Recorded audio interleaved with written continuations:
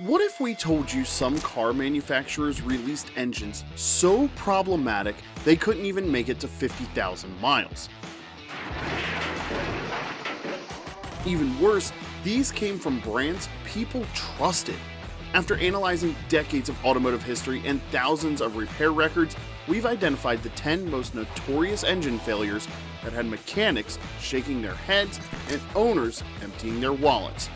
From Cadillac's ambitious but flawed Northstar to Ford's troubled Triton 5.4, today we're breaking down the engineering mistakes, design flaws, and costly repairs that turn these engines into automotive nightmares. But before we get into this, if you haven't subscribed to our channel, you can pause the video and do so now. That way you won't miss out on any of our upcoming videos on everything you need to know about cars and their engines. Now let's look at 10 car engines that struggled to last 50,000 miles. Starting with Triumph's ambitious but deeply flawed V8. Triumph chose to develop their own V8 rather than use Rover's proven engine, essentially doubling their 4-cylinder design. A critical flaw was the water pump's high position within the V, making it prone to running dry and causing overheating. The pump's location above the radiator cap also made proper filling nearly impossible. Additionally, the unusual angled head studs became extremely difficult to remove when engines were overheated and warped. Many owners ultimately replaced their Triumph V8s with Ford or Buick engines, and these issues effectively ended Triumph's V8 production. At number 2, we have the Cadillac V8-6-4. Building on their V8 legacy dating to 1914, Cadillac attempted to address 1981's fuel crisis with an innovative 6.0-liter engine. The V8-6-4 used an Eaton-developed management system that could deactivate cylinders, effectively running as a V6 or 4-cylinder when full power wasn't needed. However, 1970s computer technology proved too slow to manage the system effectively, resulting in poor performance. Dealers ended up disabling the cylinder deactivation on 1981 models, and Cadillac dropped the system entirely for 1982. While cylinder deactivation is common today, it required decades of computer enhancement to become viable. Number 3, we have the Oldsmobile Diesel.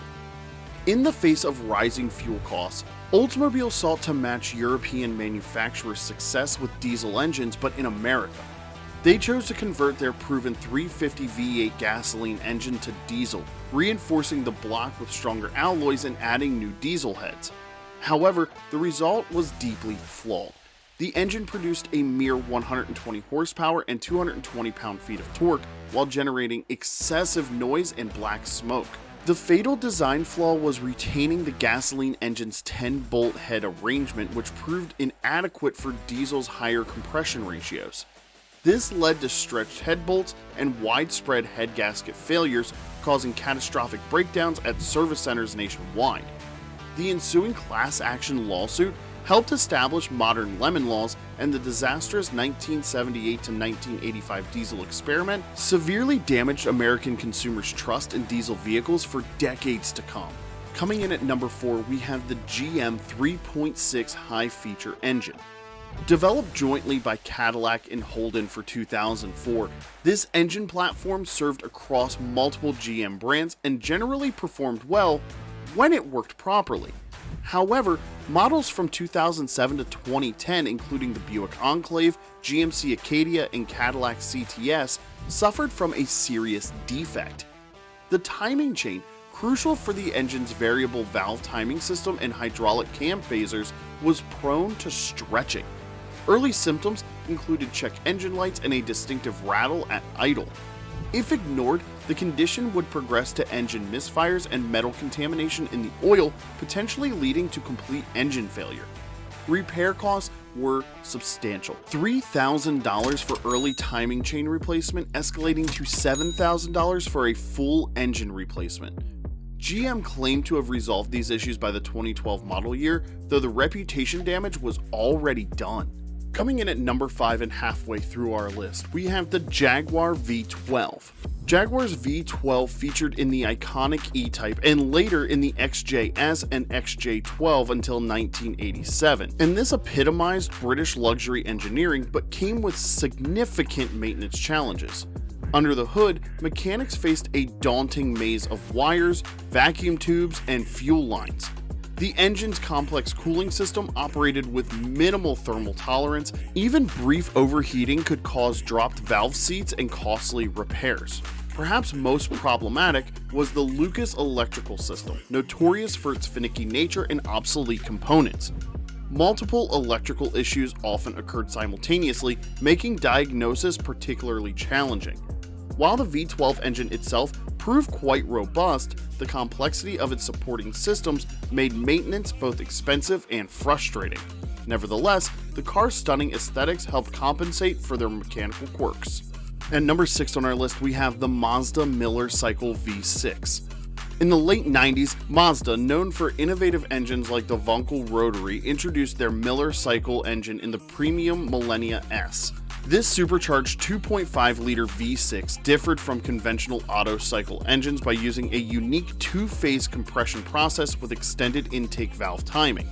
The supercharger wasn't added for power, but was essential to maintain compression in this more efficient cycle. However, the supercharger proved to be the engine's Achilles heel. Owners frequently reported high oil consumption issues with repair costs around $3,000. Former Mazda technicians often noted that while the Millennia was generally reliable, the supercharger problems made the S model particularly troublesome. Today, finding mechanics knowledgeable about this unique engine has become increasingly difficult as fewer examples remain on the road. At number 7, we have the Cadillac Northstar V8. Cadillac's Northstar V8, launched in 1993, marked the brand's technological leap forward with its sophisticated 4.6-liter power plant. This dual overhead cam all-aluminum engine featured advanced electronics and delivered impressive power, starting at 295 horsepower and reaching 469 horsepower in later performance models. Initially designed for front-wheel drive, it later adapted to vehicles like the SRX and XLR. However, the Northstar suffered from a critical flaw in its head gasket design and torque-to-yield head bolts. These single-use bolts, meant to stretch during installation, often continued expanding over time, causing coolant leaks and chronic overheating. While solutions existed like the SureGrip stud kit, repairs required complete engine removal and substantial costs. These issues ultimately tarnished the Northstar's legacy before its discontinuation in 2010, despite its otherwise impressive engineering. Number 8, the Ford 1.0-liter EcoBoost engine. Ford's compact 3-cylinder EcoBoost engine, featured in the 2018 to 2022 EcoSport SUV, demonstrated how innovative engineering could go awry. The engine, installed in this India-developed global market vehicle, suffered from a fundamental design flaw in its lubrication system. The critical issue centered on its oil pump belt, which operated directly in the engine oil. A failing oil belt tensioner or deteriorating belt could lead to catastrophic problems, from low oil pressure warnings to complete engine failure. More concerning was the tendency for rubber belt particles to contaminate the oil system, potentially clogging the pickup tube and starving the engine for lubrication. Smaller rubber particles could also circulate throughout the engine, blocking crucial oil passages. The problem became serious enough to attract the NHTSA investigation. While wet belt designs weren't unique to Ford, as both GM and Volkswagen successfully implemented similar systems, the EcoBoost's particular implementation proved problematic.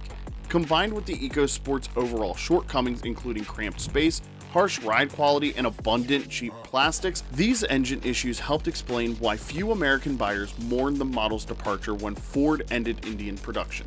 Number 9. The Chrysler 2.7-liter V6 is up next on our list. Chrysler's LH engine family appeared adequate in its Sebring, Concorde, and Intrepid applications until a critical design flaw emerged. The culprit was a faulty water pump design that allowed coolant to contaminate the crankcase, creating a gel-like substance that blocked oil passages. This led to severe sludge buildup and often complete engine failure. By 2004, complaints mounted with both the Center for Auto Safety and the NHTSA, prompting calls for a voluntary recall of all 1998 to 2002 models with the 2.7-liter V6. Though a class action lawsuit followed, many owners reported that Chrysler's third-party claims process was unnecessarily difficult, leaving them to bear substantial repair costs. And finally, at number 10 on our list, we have the Ford Triton 5.4. Ford's Triton 5.4-liter V8 engine powered millions of trucks with its sophisticated 3-valve per cylinder design. While there were many units that accumulated impressive mileage, the engine faced two significant issues. Oil channel sludge could affect the variable valve timing's cam phasers, causing right-side ticking and position sensor codes, with repairs reaching $2,500. Additionally, spark plug problems plagued different production runs. Pre-2003 models suffered from plug ejection due to insignificant head threading, while 2004 to 2008 models used troublesome two-piece plugs prone to breaking during removal. Despite many trucks running reliably, these issues gained notoriety among mechanics, including prominent figures like Car Wizard, who warned potential buyers away from these engines after replacing numerous units. And there you have it, 10 engines that proved innovation doesn't always equal reliability.